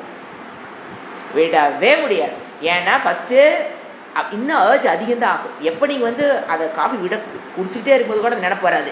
எப்போ நீங்க விடணும்னு நினைச்சிட்டீங்களோ மனம் 24 மணி நேரம் அதையவே நினைக்கும். ஸோ விட முடியாது. ஸோ இறைவனோட உதவி இல்லாமல் தமமும் பழக முடியாது, சமமும் பழக முடியாது. அல்லது ஏதோ ஒரு மனிதன் கண்டுபிடிச்சா ஒரு டெக்னிக் வரப்படா சொல்லி கொடுக்குறாங்க பார்த்தீங்களா, அது ஒர்க் அவுட் ஆகாது. மேபி ஒருத்தர் 2 பேருக்கு ஒர்க் அவுட் ஆயிருக்கலாம். ஹோல் சமுதாயத்துக்கு தமகவும் சமகவும் இறைவன் கொடுத்த மெத்தட் மட்டும்தான் 200% ஒர்க் அவுட் ஆகும். தனி மனித மூளையில் வந்த மனதை அடக்குதல், குண்டலியை ஏற்றுதல், அதை இறக்குதல், இதை ஏற்றுதல், இதெல்லாம் கதைக்கு உதவாது. என்னன்னாங்க ஒரு ஏகாக்கிர சித்தத்துக்கு அது உதவும். பட் இந்த மாதிரி விஷயங்களை அடிக்ட் ஆயிருக்கும் பாத்தீங்களா, அதில் ஏன்னா விசாரம் பண்ணணும், அது அனித்தியம் தெரியணும். பிரிங்கிங் ஈஸ்வரா இன்டு அந்த இன்பிட்வீன் யூ தட் காஃபி கொண்டு விசாரம் பண்ணி இதெல்லாம் எப்படி பண்ணுவீங்க, வேதாந்தத்துக்குள்ள வந்தா தான் இதெல்லாம் பண்ண முடியும். வெறும் தவத்தை கையில் எடுத்து வச்சு நான் மனதை இறக்குறேன்னா என்ன ஆகுது, பாட்டில் அப்படி ப்ரெஷர் ஒரு நாள் பொத்தான்னு வெளியில் வந்து அப்புறம் சுத்தமா மனம் எதுக்குமே குவாலிஃபை இல்லாத போயிடும், மனம் பலகீனம் அதிகமாயிடும். இதைத்தான் அவர் ரொம்ப கண்டிப்பா தமக சமக இதெல்லாம் என்னமா பண்ணணும், யக்னமா பண்ணணும். எதுக்கு, ஆத்மா அகர்த்தா இது ஞானத்தை பெறுவதற்கு இதெல்லாம் நீ பண்ணணும். அடுத்தது திரவிய யக்னம், தானம் கொடுக்கணும். You should be a contributor. நானும் எல்லாரும் சொல்லிட்டாங்க. நீங்க அடிக்கடி இப்ப பஞ்சமகா யக்னத்தை அதிகமா சொல்றீங்க. வேற நான் இப்ப அதிகமா நான் சொல்ற மாதிரி நினைச்சிட்டு இருக்கீங்க. இப்பதான் உங்களுக்கு அது புரிய ஆரம்பிச்சிருக்கு. ஆரம்பத்துல இருந்து இதைத்தான் சொல்லிட்டு இருக்கிறோம். இப்ப என்ன சொல்றாரு? தானம். இப்ப வந்துச்சா? Contributor, B A contributor. எத்தனை உலகத்திலிருந்து நீங்க வாங்கினீங்களோ அத்தனையும் நம்மளால கொடுக்க முடியாது. எதையுமே கொடுக்காம இறந்தீங்கன்னா நீங்க ஒரு கடனாளி. நீங்க ஒரு 100 ஏக்கரை வச்சிருக்கலாம், 50 ஏக்கரை வச்சிருக்கலாம், ஒரு ஏக்கரை 10 கோடிக்கு விற்கலாம். ஆனா நீங்க இறக்கும் போது என்னது? கான்ட்ரிபியூட்டர் இல்லாம செத்தீங்கன்னா கடனாளி. அதனால முடிஞ்ச அளவுக்கு நம்ம என்ன பண்ணிடணும்? கையில் இருந்து கொடுத்து பழகணும். நீங்க கொடுக்கவே முடியலீங்க, ரொம்ப கஷ்டமா இருக்குதுங்க. நான் 3 நாளைக்கு பல்ல கடிச்சு கொடுத்து பாருங்க, 4ஆவது நாள் இருக்கிற சுகம் தெரிஞ்சு போயிடும். கொடுக்க ஆரம்பிச்சிருவோம். கொடுத்துதான் கொடுத்து பழகும். ஏன் என்ன சொல்றாரு? ஆத்மா அக்கறத்தான் ஞானத்துல நீ தெரிஞ்சு நிக்கணும்னா தமங்கிற யக்னத்தை பண்ணிதான் ஆகணும். தப்பிக்க முடியாது. அச்சா தமம். அடுத்து என்ன சொல்றாரு? தப்பம், தவம். தவம் இல்லாமல் அக்கர்த்தா ஞானத்துல நீ நிக்க முடியாது. தவம் என்ன? To get good qualities, to get away from bad qualities பண்ற முயற்சிக்கு பேர் என்னது? தன்னைத்தான் இஷ்டப்பட்டு கஷ்டப்பட்டு தன்னைத்தான் வருத்திக்கிறது. அது பேரு தவம். அது இல்லாம எது வராது? ஆத்மா அக்கர்த்தா. எனக்கு பெயின் சப்ஜெக்ட் என்ன எடுத்துட்டாரு? ஆத்மா அக்கர்த்தா. அது என்னது? நாம சொல்ல அதே வேர்டு. அவர் ஆத்மா அக்கர்த்தா இது ஞானத்துல போய் நீயே நிக்க முடியாது. தபம். அடுத்து யோகம், அஷ்டாங்க யோகம்.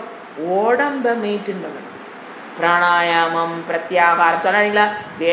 யம நியம இதெல்லாம் ஃபாலோ பண்ணணும். பதஞ்சலி கொடுத்த எல்லாமே என்னதா? யோகம்ங்கிற வேர்டு எதை குறிக்குது? அஷ்டாங்க யோகம். கண்டிப்பா அஷ்டாங்க யோகத்தை முடிஞ்ச அளவுக்கு ஃபாலோ பண்ணணும். அப்பதான் என்ன கிடைக்கும்? உடல் ஆரோக்கியமே கிடைக்க போகுது. பதஞ்சலி தூக்கி போட்டுட்டு எங்க போய் ஆரோக்கியமா இருக்கிறது? அது இல்லாம என்னென்ன what are the things you should do? யமா நியமா, பிராணாயாமம், பிரத்யாகாரம், தாரணம் எல்லாம் சொல்ல பார்த்தீங்களா பதஞ்சலி? அத்தனையும் என்ன பண்ணிக்கோ? உன்னுடைய யக்னமாக நீ பண்ணு. அப்ப என்ன ஆகுங்க? அந்த இடத்துல அக்னிங்கிறது என்னது? Will power. ஹவிஸ்ங்கிறது என்னது? All indiscipline. இன்டிசிப்ளினை கொண்டு எங்க போடு? தவம்னா என்னது? All in disciplines are havis. அதை கொண்டு எங்க போடணும்? அக்னிங்கிற வில் பவர்ல கொண்டு போடு. அப்பதான் எதெல்லாம் பண்ண முடியும்? ஷமா, தமா, ஏமா இதெல்லாம் பண்ணணும்னா all in disciplines are ஹவிஸ் and Agni is will power. Will பவரை வச்சுதான் நீ இதெல்லாம் கொண்டு வர முடியும். அப்புறம் என்ன சொல்றாரு? சுவாத்தியாயம். 8வது யோகம், 9வது சுவாத்தியாயம். சுவாத்தியாயம்னா வேதத்தினுடைய இறைவன் சொல்ற சொற்களை யக்னமா பண்ற. சாண்டிங். சாண்டிங்க யக்னமா பண்ற. இப்ப நம்ம ஒரு கோயிலுக்கு போறோம், ஒன்று வேண்டி பண்றது தப்புன்னு சொல்லல. நீ ஆத்மா அக்கர்த்தா இது ஞானத்துல வந்து நிக்கணும்னா யக்னத்தை எப்படி பண்ணாது? வேத அத்தியனம், சுவாத்தியாயம். அதாவது தனக்கு எந்த விதி அந்த காலத்துல வந்து ஒருத்தருக்கு இருக்கு, அவங்களுக்கு ஒரு வேதம் இருக்கும், அதை நீ ஓதணும். அர்த்தம் தெரியாட்டி பரவாயில்ல, சுவாத்தியாயம். ஏன்னா பின்னால என்ன வந்துட்டாரு? 10வது எங்க வராரு? ஞான யக்னம் கடைசியா. அங்கிருந்துதான் எங்க வர முடியும்? சப்த ஞானம். அப்புறம் தான் எங்க வர முடியும்? அர்த்த ஞானம். சோ சப்தத்தை முதல்ல நல்லா பழகு. யக்னமா அந்த யக்னத்தை பண்ணு. இதெல்லாம் என்ன சொல்லிட்டு வராரு வரிசையா? ஆத்மா கர்த்தா ஞானத்துல நிக்கணும்னா இதெல்லாம் கம்ப்ளீட் பண்ணினாத்தான் ஆத்மா கர்த்தா ஞானத்துல அழகா நிக்க முடியும். இல்லைன்னு என்ன ஆயிரும்?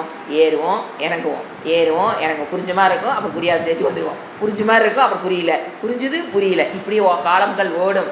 அந்த தடுமாற்றம் வருவதற்கு அந்த ஞானத்தை பெறுவது இங்க இருக்கு. நான் இங்க தள்ளி நிக்கிறேனே, ஞானத்தில் நிற்றல்ங்கிறது என்னை விட்டு தள்ளி நிக்குது. நான் இங்க நிக்கிறேனே, என்னால போய் அது ரெண்டும் மேர்ஜ் ஆக முடியலனா அந்த பாப்ப க்ஷயம் இந்த யக்னத்தினால் பஞ்சமாக யக்னங்கள் செய்யும் போது அந்த பாப்பங்கள் க்ஷயமாகி நீங்களும் அந்த ஞான நிச்சயம் வந்து ஒரு நாள் ஒன்று கூடும். அந்த பஞ்சமகா யக்னங்கள் தவம் யக்னம் பண்ணாம, எந்த யக்னம் எடுத்து சொல்றது, எத்தனை யக்னம் சொல்ற, இந்த யக்னங்கள் பண்ணாமல் நாம ஞான நிச்சயோடு போய் இணைந்து நானும் ஞான நிச்சயம் இணைய முடியாது. ஏன்னா ரெண்டு இருக்கிறது ஸ்பெஷல் பாப்பம். அதுதான் என்ன பண்ணும், நம்மள இந்த பாதையில் விடாம தடுக்கிற பாப்பம். இப்போ நீங்கள் வந்து பாப்பம் வந்து பல விதத்தில் வெளிப்படுங்க. நம்ம ஒரு பக்கம் போராடி ஏர்ன் பண்ண போயிருப்போம், அங்கே பணம் வந்திருக்காது, பிஸ்னஸ் ஆரம்பிச்சிருப்போம், லாஸ் ஆகிருக்கும், அந்த பாப்பமெல்லாம் வேற. ஆனால் அந்த ஞான நிஷ்டையில் வந்து தடுக்குது பாருங்க, அந்த பாப்பத்தை அழிப்பதற்கு என்ன வேணும்? பஞ்சமகா யக்னங்கள். அது ஸ்பெஷல் கர்மா given by பகவான். இது நமக்கு தெரியுமாங்க? ஞானத்துக்கு ஞான நிஷ்டைக்கு இருக்கிற கேப்புக்கு பஞ்சமகா யக்னம் பண்ண மனிதனா கண்டுபிடிச்சாரு, இறைவன் சொல்றாரு. நீ அதை கேப்பை பண்ணணும்னா கண்டிப்பா யக்னங்கள் அவசியம். பஞ்சமகா யக்னங்கள் சொன்னவர் இப்ப என்ன பண்ணிட்டாரு, அது அப்படியே யக்னங்களை 10 அப்படி பிரிச்சுக்கிட்டே போறாரு. இன்னும் இதெல்லாமே என்னதான் யக்னமாக நீ பண்ணு, அப்பதான் என்ன பண்ண முடியும். இது 28வது ஸ்லோகத்துல பார்த்தோம். அப்புறம் 29 என்ன கடைசியில் என்ன சொல்றாரு, இது மட்டும்தான் யக்னம் நினைச்சுக்காத, அப்பானே ஜுக்வதி பிராணம், மூச்சு விடுதலை என்னவா பண்ணு யக்னம். மூச்சு விடுதலை என்னது யக்னம். அப்படின்னு என்ன அர்த்தம், எதுக்காக நீ மூச்சு விடுற, இறைவனை பற்றிய ஞானத்தை பெறுவதற்காக, சரீரம் உயிரோடு இருக்கணுங்கிறதுக்காக நான் மூச்சு விட்டுட்டு இருக்கிறேன். அப்படி அந்த ஆட்டிடியூட் வரும்போது என்ன ஆயிரும், மூச்சு விடுதல் யக்னம். 30வது ஸ்லோகத்துல உணவு உண்ணுதல் யக்னம். அப்பரே என்ன சொல்லுவாரு, மேரு சிலர் நியத ஆகாரம், ஆகாரத்தை பத்தின ஒரு டீட்டெயில்ஸ் கொடுப்பாரு. எப்படி ஒரு அரை வயிறு தான் சாப்பிடணும். உணவு கட்டுப்பாடு கண்டிப்பா அவசியம். ஏன்னா அது உணவு கட்டுப்பாடு இல்ல, காலத்துக்கு உண்பது, தேவைக்கு உண்பது, தேவையற்றதை தவிர்த்தல் எல்லாமே சேர்த்துக்கணும். காலத்துக்கு உண்ணணும், சாப்பிடாம இருக்க வருத்த மிதம்ங்கிற ஒரு வேர்டு சாஸ்திரம் சொல்லும். சாப்பிடாம இருக்கக்கூடாது, ஓவராவும் சாப்பிடக்கூடாது, வயிறு நம்பவும் சாப்பிடக்கூடாது, சாப்பிடாம இருக்கக்கூடாது. அழகாக ஒரு டெக்னிக் மிதம்ங்கிற வேர்டுக்கு ஒரு அர்த்தம். ஒரு அரை வயிறு சாப்பாடு, 1/4 வயிறு தண்ணி, ஒரு 1/4 வயிறு எம்டி பார்த்துருக்கோம். அது அந்த நியமத்துக்கு இங்க எதெல்லாம் எது சொல்லிட்டு இருக்காரு, ஹெல்த்திக்கு இல்லை, அது ஹெல்த்தி கிடைக்கும். ஆத்மா அக்கர்த்தா இது ஞானத்துல நிக்கணும்னா உணவு கட்டுப்பாடு அவசியம். அது எப்படி பண்ணணுங்கிறத சொல்லி கொடுக்குறாரு. அப்ப அது என்ன ஆயிடுது, ஏன் நீ அரை வயிறு சாப்பிட்ற, அரை வயிறு சாப்பிட்டு 1/4 வயிறு தண்ணி குடிச்சு 1/4 வயிறு ஏரில் விட்டனாத்தான் எனக்கு அந்த ஆத்ம உடம்பு அந்த ஞானத்தை பெறுவதற்கு உண்டான வலிமையை பெறும், மனம் அந்த வலிமையை பெறும். அதனால நான் இப்படி சாப்பிட்றேன் போது அது என்ன ஆயிடுது யக்னம். இதையே ஆரோக்கியத்துக்காக நான் சாப்பிட்றேன் போது அது யக்னம் அல்ல, ஆட்டிடியூடு தான் வித்தியாசம். இந்த மாதிரி சாப்பிட்றது எதுக்கு நல்லது, உடம்புக்கு நல்லதுங்க, நோய் வராது, கண்டிப்பா நோய் வராது, உடம்புக்கு நல்லது. அதை மட்டும் மனசுல வச்சு நீங்க இதை ஃபாலோ பண்ணீங்கன்னா அது யக்னம் அல்ல. இந்த உணவு கட்டுப்பாட்டை, இறைவனை பற்றிய ஞானம், ஆத்மாவை பற்றிய ஞானத்தை பெறுவதற்காக நான் பண்றேன் போதுதான் என்ன ஆகுது யக்னம் ஆகுது. அதே செயல் ஒண்ணுதான், பலன் ஒண்ணுதான், பட் ஆட்டிடியூட் டிஃபரன்ஸ். அடுத்து என்னது, 31வது ஸ்லோகத்துல குரு வம்சத்தில் உயர்ந்தவனே என்ன பண்ணு, யக்னம் எல்லாம் பண்ணி முடிச்சுட்டு யக்ன சிஷ்ட அமிர்த புஜகா, பியூட்டிஃபுல் வேர்ட். அதுக்கப்புறம் மிச்சம் இருக்கிறத சாப்பிடு. எல்லாம் பண்ணி முடிச்சுட்டு யக்ன சிஷ்ட அமிர்த புஜகா, அழகான வேர்ட். யக்னத்தில் சிஷ்டனா மிச்சம் மீதி. ஸோ யக்னத்தில் மிஞ்சி இருக்கிற அமிர்தம், ஏன் அது அமிர்தமாயிருச்சு, இப்போ நீங்கள் ஒரு சாப்பாடு செய்கிறோம், செஞ்சு அப்படியே டைனிங் டேபிளுக்கு வருது, அது அமிர்தம் அல்ல. அதே சாப்பாடு சாமி ரூம் பூஜை ரூம் போய் அப்படியே போய் அதை பிரசாதமா மாத்திட்டீங்க அப்படின்னா டேபிளுக்கு வரும்போது அது என்ன ஆயிடுது அமிர்தம். அதான் சொல்றாரு, ரெண்டுக்கு வித்தியாசம் இருக்கு. செஞ்சோன்னு உடனே டேபிள் வைக்கிறீங்க, எல்லாம் கொட்டிக்கிறோம், அது அமிர்தம் அல்ல, விஷம். அதே சாப்பாட்டை அப்படியே சாமி ரூம் கொண்டு போய் அதுக்கு நல்லா ரசம் குழம்பு எல்லாத்தையும் தூக்கிட்டு போக முடியாதுங்க. அதனால பாருங்க, நம்ம படைக்கும் போது என்ன பண்ணுவோம், எல்லாம் கொஞ்சம் கொஞ்சம் போட்டு இலையில போட்டு படிச்சு காக்கா வைக்கப்போம். ஏன்னா வீட்டில் இருக்கிற சாப்பாடுலாம் கொண்டு வெளியில் வைக்க முடியும் மாடி மேலே. ஸோ என்ன டெக்னிக் நம்ம யூஸ் பண்ணுவோம், ஒரு இலையை எடுத்து என்னென்ன சமைச்சவோ சாப்பாடு ரசம் எல்லாமே பார்த்தீங்கன்னா பல இலையில பரிமாறி அப்புறம் அதை சாமிக்கு வச்சு படிச்சுட்டு கொண்டு காக்காய் வைக்கிறோம்ல, அந்த மாதிரி எல்லாமே இல்லைனாலும் குறிப்பிட்ட ஒரு ஃபர்ஸ்ட் படைக்கிற உணவை கொண்டு சாமிக்கு வச்சுட்டு அப்புறம் நீங்க சாப்பிடும் போது சாப்பிட்றது என்ன ஆகுது, அமிர்தம், மரண ரகிதம், நோய் ரகிதம், அதெல்லாம் அது சூக்ஷ்மமா அது உதவி செய்யும். ஸோ அந்த மாதிரி என்ன பண்ணு, அதை மாதிரி யக்னத்தை செஞ்சு முடிச்சுட்டு மிச்சம் இருக்கிறத யாரு சாப்பிட்றாங்களோ என்ன சொல்றாரு, எதுக்கு இது, பிரம்மத்தை அடை. இப்பதான் ஃபர்ஸ்ட் வேர்டு வருது, பிரம்மத்தை அவர்கள் அடைக்கிறார்கள். யக்னம் செய்யலேன்னு வச்சுக்குங்களேன், இந்த மாதிரி சாப்பாட்டை பிரசாதமா மாத்தாம நாமளே சாப்பிட்டுட்டு இருந்தோம்னா உனக்கு இந்த உலகத்தில் இருக்கிற சுகம் கிடைக்க போறதில்ல, செத்ததுக்கு அப்புறமும் சுகம் என்பது உனக்கு கிடையவே கிடையாது. அப்படி யக்னமா மாத்தி பிரசாதமாக மாற்றி என்ன பண்ண, சாப்பிடு. அப்பதான் நீ சுகத்தை, இந்த உலகத்தில் இருக்கிற சுகத்தை நீ அனுபவிக்க முடியுங்கிறாரு. இறந்ததுக்கு அப்புறம் இருக்கிற சுகத்தை நீ அனுபவிக்க முடியும். இவ்வாறு 32 கன்க்ளூட் பண்றார். 15ல இருந்து ஆரம்பிச்சு 30 வரைக்கும் என்னது, யக்னம், கர்ம. சாரி, ஃபர்ஸ்ட் இதை முடிச்சுட்டு ஞான கர்மத்தை சொல்லிட்டு அதுக்கப்புறம் யக்னங்கள் ஆரம்பிக்கிறார். இப்போ பலவிதமான யக்னங்கள், இப்ப நான் சொன்னேன் இல்லையா, எல்லாம் சொல்லி முடிச்சுட்டு கடைசியில் என்ன சொல்றாரு, இதெல்லாம் நான் சொல்லல, வேதத்தில் சொல்லப்பட்டிருக்கு. ஒரே வார்த்தை, இவ்வாறு பலவிதமான எண்ணங்கள் வேதங்களுடைய சொற்கள் விரிவாக கூறப்பட்டிருக்குன்னு கிருஷ்ணர் சொல்றார். அவைகள் அனைத்தும் கர்ம. ஆனா எல்லாத்தையும் சொல்லிட்டு கடைசி என்ன சொல்றாரு, வெறும் யக்னத்தை பண்ணி நீ ஞானத்தை பெற முடியாது. இத்தனை யக்னங்கள் அவசியம். ஆனா அதனால உனக்கு ஞானம் கிடைக்காது. அதை அறிந்த பின் அந்த யக்னம் தான் உனக்கு உதவி செய்யுது ஞானத்தை பெறுவதற்கு. ஆனா யக்னம் ஒரே ஒரு கைகள் வேதத்தில் சொல்லப்பட்டிருக்கு. யக்னங்கள் நான் சொல்லல. அடுத்தது இது ஞானத்தை கொடுக்காது. குவாலிபிகேஷன். இது இல்லாம நீ அங்க வர முடியாது. ஆனா இது மட்டும் ஞானத்தை கொடுக்காது. தெளிவா புரிஞ்சுக்கோ.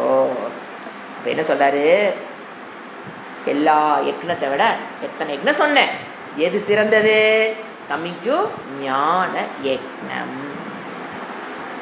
ஏன்னா அனைத்து கர்மமும் ஞானத்துல என்ன ஆகுது, நிறைவு பெறுகிறது. நீ செஞ்ச எல்லா கர்ம பலன் எல்லாமே எங்க ஆயிருது, கிருத கிருத்தியாக பவதி. அந்த வேர்டு கொண்டு வர எல்லா கர்மங்களும் அந்த எல்லா கர்மமும் ஞானத்தில் நிறைவு பெறுகிறது. ஞான யக்னம் சிறந்தது. ஞான யக்னத்தை எப்படி பண்ணணும்? சிரவணம், மனனம், நிதித்தியாசனம். அதுல மாற்றுக்கிறதே இல்லை, கிடையாது. ஞான யக்னம் எப்படி பண்ணணும்னா அப்படிதான் வச்சுக்கலாம். ஸோ அடுத்தது தத்வித்தி பிரணிபாதேன, முக்கியமான ஸ்லோகம் 34. விழுந்து எப்படி குவாலிஃபிகேஷன் வளர்த்துக்கிறது? விழுந்து வணங்கி கேள்விகளை கேட்டு முதல்ல குரு விட்டு போய் படிக்கணும்ட்டார். ஞான யக்னத்துக்கு நீ வேதாந்தம் படிக்கணும்னா ஃபர்ஸ்ட் யாரை பிடிக்கணும்? குருவை முதல்ல போய் பிடிக்கணும். அது ஃபர்ஸ்ட் ஸ்டெப். விழுந்து வணங்கி குருவை எப்படி நாம குருவிலிருந்து எப்படி பெறுங்கிறத சொல்றாரு. தத்வித்தி பிரணிபாதேன, விழுந்து வணங்கி சேவைகள் செய்து சாஸ்திரத்தை கற்றுக்கொள். அந்த ஞானத்தில் நின்று ஞான நிஷ்டையில் இருக்கிறவங்க தான் உனக்கு கரெக்டா டீச் பண்ண முடியும். அவங்ககிட்ட போய் கத்துக்கோ. சுயமா மார்க்கெட்ல விற்கிது பிரஷ்ன உபனிஷத் பாத்தீங்களா, புக் எக்ஸ்ல பாத்தீங்கன்னா எல்லா உபனிஷத்தும் தமிழ் இருந்தது. உடனே வாங்கி போட்டோமா, சாயங்காலம் எனக்கு வந்து படிச்சோமா, அப்படியே சோஃபாவில் உட்காந்துட்டு, அதெல்லாம் இங்கே வேலைக்கு ஆகாது. படிச்சா தப்பு தான் புரிஞ்சுக்குமே தவிர நம்ம லெவலை எட்டி புரிஞ்சுக்க முடியாது. கண்டிப்பா ஒரு குரு, அந்த குரு சேவையோடு செய்து நீ அந்த ஞானத்தை பெறு என்று சொல்றாரு. எதை நீ அறிந்ததற்கு பிறகு நீ திரும்பி வந்து மோகத்தை அடைய மாட்டாய். இந்த ஞானத்தை பெற்றுட்டீங்கன்னா உனக்கு லைஃப்ல என்ன கிடையாது, மோகத்தை நீ அடைய மாட்டாய். என்ன பாப்பாப்பா முக்கியமான வேர்டு, எல்லா உயிர்களையும் உன்னிடத்திலும் என்னிடத்திலும். யாரு? எல்லா உயிரை முதல்ல எங்க பாப்ப? என்னிடத்தில், அப்புறம் உன்னிடத்தில். இங்க இருப்பதனைத்தும் ஈஷாவாசியம் இதகும் சர்வம்ங்கிறது முதல்ல. எல்லாமே இறைவனிட தவிர்த்து வேற இல்ல. அடுத்த அண்டர்ஸ்டாண்டிங் என்ன புரியும்? எல்லாம் என்னை தவிர்த்து வேற இல்ல, இஸ் அல்டிமேட் அண்டர்ஸ்டாண்டிங். ஆனா ஃபர்ஸ்ட் அதுக்கு முன்னால் நடுவில் என்ன வரணும்? எடுத்தோடனே என்னை தவிர்த்து வேற இல்ல ஞானம் கிடைக்காது. அப்ப எல்லாமே இங்க இருப்பதனைத்தும் இறைவனை தவிர்த்து வேற இல்லைங்கிற ஞானத்துல போய் நின்று அப்புறம்தான் அந்த ஈஸ்வரன் ஜீவ ஈஸ்வர ஐக்கியத்தை புரிஞ்சு அப்புறம் என்ன நம்மளால சொல்ல முடியும், இங்க இருப்பதனைத்தும் என்னை தவிர்த்து வேறு எதுவும் இல்லை அப்படிங்கிற ஞானத்தை பத்தி சொல்றாரு. அடுத்தது என்ன சொல்றாரு? எத்தனை பாவம் நீ பண்ணியிருந்தாலும் வேதாந்த வகுப்புகள் நீ வருவதற்கு முன்பு எத்தனை பாவம் பண்ணியிருந்தாலும் அத்தனை பாவம் கண்டிப்பாக ஞானத்தினால் அழிச்சிடலாம். பயப்படாத. என்ன பாவம் வேணா நீ பண்ணிருக்கலாம். ஆனா அந்த ஞானம்னு ஒண்ணு பெற்றுட்டீங்கன்னா இந்த ஜென்ம சஞ்சீத்தத்துல என்னென்ன பாவம் பண்ணலாம் நமக்கு தெரிய போறதில்ல. ஆனா இந்த ஜென்மத்துல நாம என்னென்ன பாவம் பண்ணவும் தெரியுமா தெரியாதா? எல்லாம் தெரியும். ஐயோ இந்த பாபம் இருக்குதே, நான் வந்து ஞானத்தை பெற்றுவிட முடியுமா? அப்படி பயப்படாத. அந்த பாப்பத்தையும் என்ன பண்ணிடலாம், இந்த ஞானம் எரித்திரும். சஞ்சித்த பாவத்தை மட்டும்தான் எரிக்க நினைக்காத. இந்த பிராரப்தத்தில் இந்த ஜென்மத்தில் நான் செய்த பாப்பங்களும் அழிந்துவிடும். சோ எப்படி வந்து கொழுந்து விட்டு எரிகிற நெருப்பு எப்படி எல்லாத்தையும் எரிக்குதோ அதை போல இந்த ஞானம்ங்கிறது எல்லா கர்மங்களையும் சாம்பலாக்கி பிடிக்கிறது. அடுத்தது, இந்த உலகத்தில் நம்ம சுத்தம் பண்ணக்கூடிய பரிசுத்தம் பண்ணக்கூடிய விஷயங்கள் ஞானத்தை தவிர வேற எதுவும் இல்லை. இவ்வுலகில் ஞானத்துக்கு நிகரான பரிசுத்தம் செய்யக்கூடியது நிச்சயமாக எதுவும் இல்லை. பரிசுத்தம் பண்ணக்கூடியது ஞானம் மட்டுமே. ஞானம்னு ஒண்ணு இல்லைன்னா நீயே ஒரு அழுக்கு. நாம என்ன பண்றோம், உலகத்தில் இருக்கிற அழுக்கு நம்ம பாக்குறோம்னு சொல்றோம்.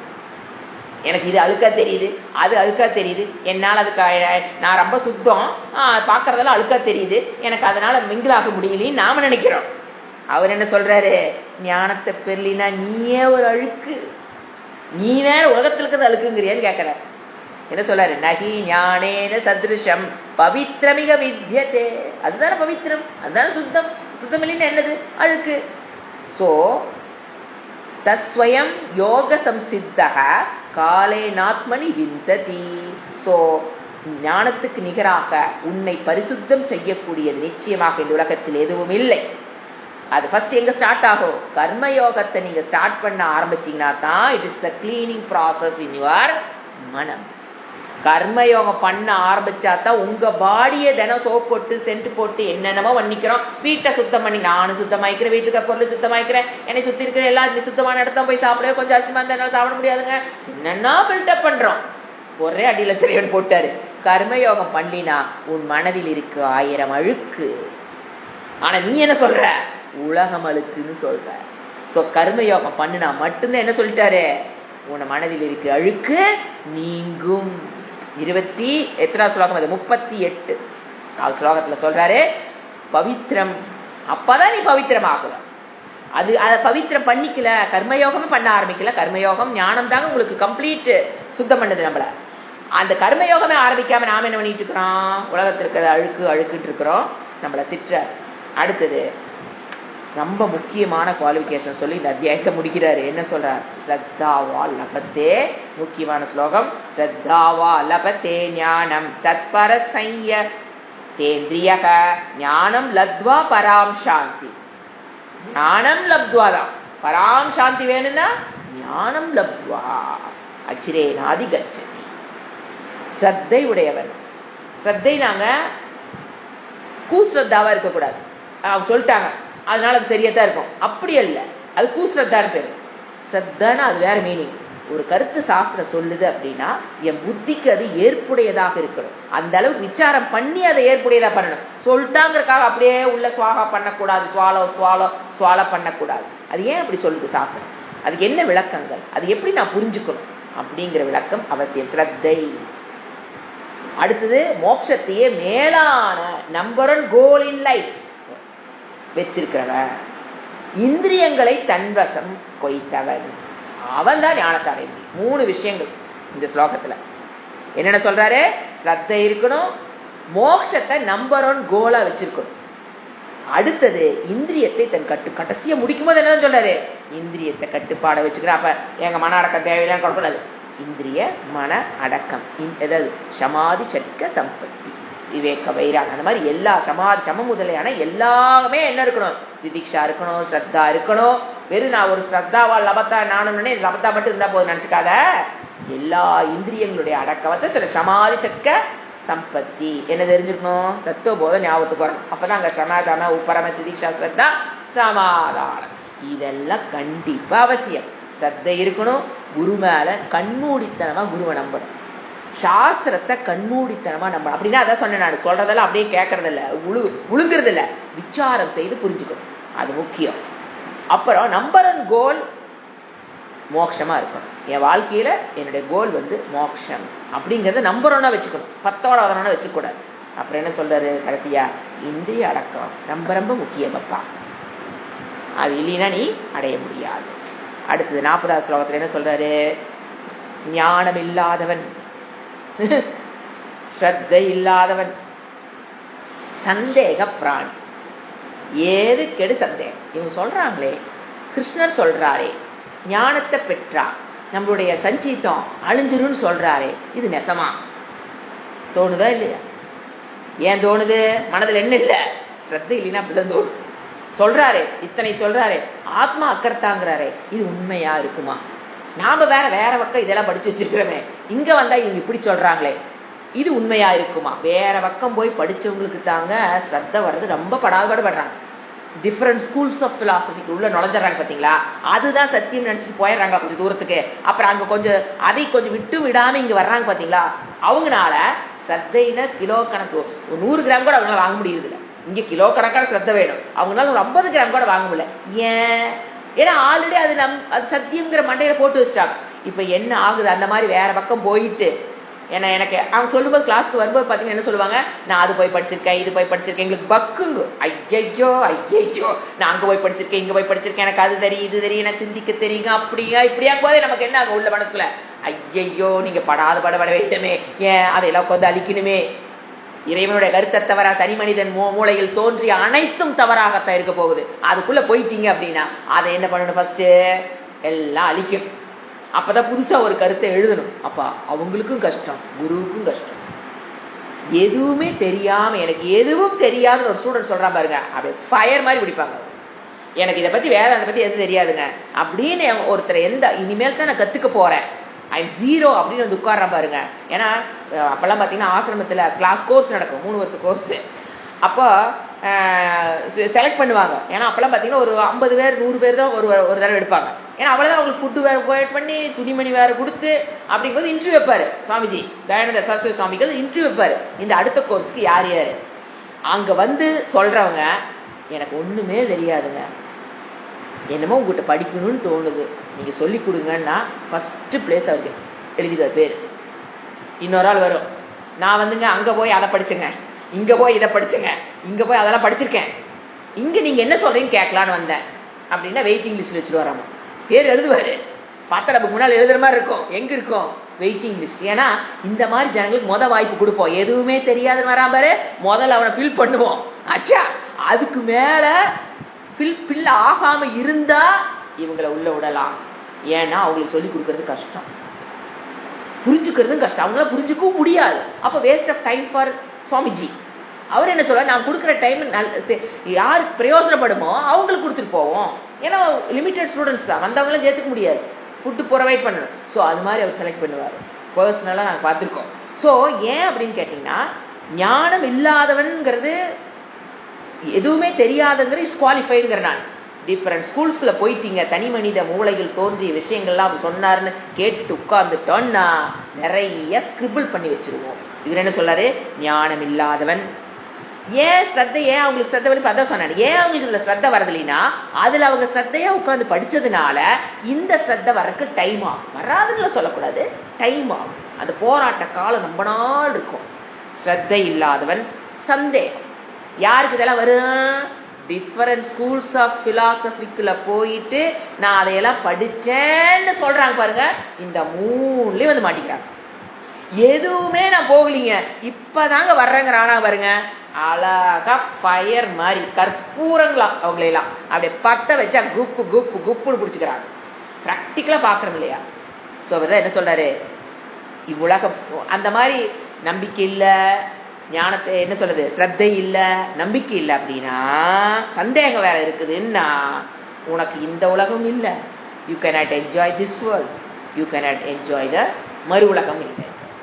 ரொம்ப ரொம்ப ஹாஷா சொல்றாரு. என்ன சொல்றாரு, அயம் லோக்கக நாஸ்தி. வேர்டு பார்த்தீங்களா, அயம் லோக்கக நாஸ்தி, பரலோக்கக சுகம் நாஸ்தி. வேறு உலகத்திலையும் போய் நீ சுகத்தை அனுபவிக்க முடியாது, இந்த உலகத்தில் நீ சுகமாக இருக்க முடியாது. அதனாலதான் சொல்றது, தெரியாதவங்கிட்ட கொண்டு போய் மண்டைய கொடுத்துற கூடாது. எங்க தெரியாம தாங்க கொண்டு கொடுத்தோம், என்ன பண்றது, நம்மளுடைய பாப்பம் நம்மளை கொண்டு அங்க விட்டுருச்சு. அப்ப கொஞ்சம் புண்ணியம் இந்த வழியை காமிச்சிருக்கு, நாம தான் டிசைட் பண்ணிக்கணும் திஸ் ஆர் தட். எங்க போனாலும் கம்ப்ளீட்டா நம்பிக்கையோட உட்காரணும். நாம எனக்கு தெரிஞ்சது இங்க கரெக்டா வருதான்னு வெரிஃபிகேஷன்ல உட்காந்துக்க கூடாது. அதான் சொல்ற, சந்தை இல்ல சந்தேகம். ஏன்னா ஒண்ணுமே தெரியாதவங்களுக்கு சந்தேகம் வராதுங்க. நீங்க பாருங்க, நீங்க ஒரு எப்படி நான் அதை கன்ஃபார்மா சொல்லனா, இப்ப நீங்க வந்து ஃபர்ஸ்ட் டைம் நீங்க இங்கிருந்து ஈரோட்ல இருந்து கோயம்புத்தூர் போறேன்னு வச்சுக்கோங்களேன், ரூட்ல சந்தேகமே வராது. யார் எப்படி கூட்டிட்டு போறாங்களோ அப்படியே போவோம், அப்படிதானே. இது வரைக்கும் நான் கோயம்புத்தூரே போனதில்லை, ஒருத்தர் கூட்டிட்டு போறாரு, இது வழியா அது வழியா போற பெருந்துற அப்படியே போயிட்டே இருக்கும். சந்தேகம் வருமா என்ன? ஏன்னா ரூட்டை இது வரைக்கும் முன்னால தெரியாது, ரூட்டை பத்தி எதுனே சந்தேகம் வராது. நம்பிக்கை இல்லாமையும் போக மாட்டோம், அவநம்பிக்கையும் வராது, சந்தேகம் வராது. எப்போ, when you travel for the first time to Coimbatore. இதே நீங்க 2வது தடவை 3வது தடவை போய் பாருங்க, இது என்னமா ரூட் மாறி போற மாதிரி இருக்கே, சந்தேகம் வரும். ஆல்ரெடி ஒன்று போயிட்டு வந்துட்டீங்கன்னா என்ன வரும், ஆட்டோமேட்டிக் இது இந்த டிரைவர் வேற மாதிரி கூட்டிட்டு போறாரு, இது இப்படி போய் கூட இப்படி போகலாம்ல, அப்படி போய் கூட அப்படி நாங்க அப்படித்தான் இப்படி என்ன உள்ள மட்டைக்குள்ள. ஸோ ஒரு விஷயத்தை பற்றிய முழுமையான ஞானம் இருந்தாலும் சந்தேகம் வராது. ஒரு விஷயத்தை பத்தி எதுவுமே தெரியலினாலும் சந்தேகம் வராது.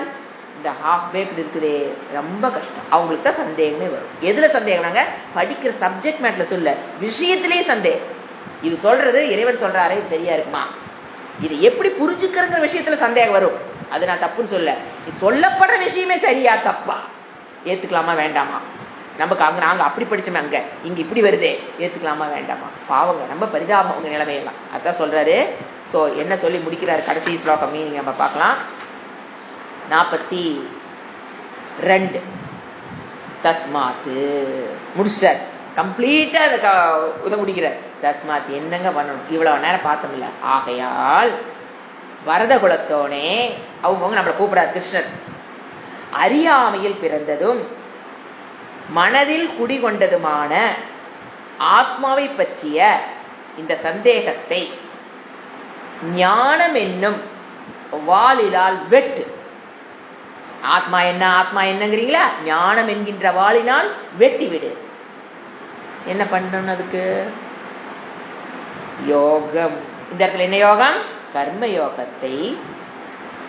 அதனால என்ன பண்ண பாரத, யுத்திஷ்ட பாரத, உன்னுடைய கர்மத்தை என்ன சொல்லி முடிக்கிறார் பாருங்க, யுத்திஷ்ட பாரத, உன்னுடைய ஸ்வதர்மத்தையும் பஞ்சமகா யக்னத்தையும். ஸ்வதர்மங்கிறது நமக்கு இறைவன் அவங்கவுங்களுக்கு மாறுபடும், அதையும் பஞ்சமகா யக்னங்கள் யாருக்கு மாறுபடாது. ஸோ ஸ்வதர்மத்தையும் நீ விட்டுறக்கூடாது, கணவனுக்கு செய்ய வேண்டிய கடமைகள் குழந்தைகளுக்கு செய்ய அதையும் விட்டுறக்கூடாது. பஞ்சமாக அது கொடுத்து, அந்த தர்மம் யார் கொடுத்து, இந்த கர்மம் எல்லாம் இறைவன் கொடுத்தது. கிருகஸ்தாவா இருக்கிறியா, பஞ்சமாக யக்னங்கள் ரெண்டே என்ன பண்ணாத, விட்டுறாத. அர்ஜுனன் என்ன சொல்றாரு, போரிடு, யுத்திஷ்ட பாரத. கடைசி வேர்டு பாருங்க, அத்தியாயத்தை எப்படி முடிக்கிறாரு, எந்திரிச்சு கர்மத்தை செய்யும். இது நமக்கு சொன்ன பாடம். உன்னுடைய பஞ்சமகா யக்னங்களையும் சொதர்மத்தையும் எதற்காக விட்டு கொடுத்துறாத, வேதாந்த படிக்கிறங்கிறதுக்காக விட்டு கொடுத்துறாத. ஏன்னா இந்த கர்மம் தான் உனக்கு அங்க உதவ போகுது. அதை கர்ம யோகமா பண்ணி மனதை ரெடி பண்ண உதவி செய்யும். ப்ளீஸ் டோன்ட் அவாய்ட் கர்மா. ஸ்வதர்மா பஞ்சமகா யக்னம். ஓம் சாந்தி சாந்தி சாந்தி. ஹரிஹி ஓம் ஸ்ரீ குருப்யோ நமக. ஹரிஹி ஓம்.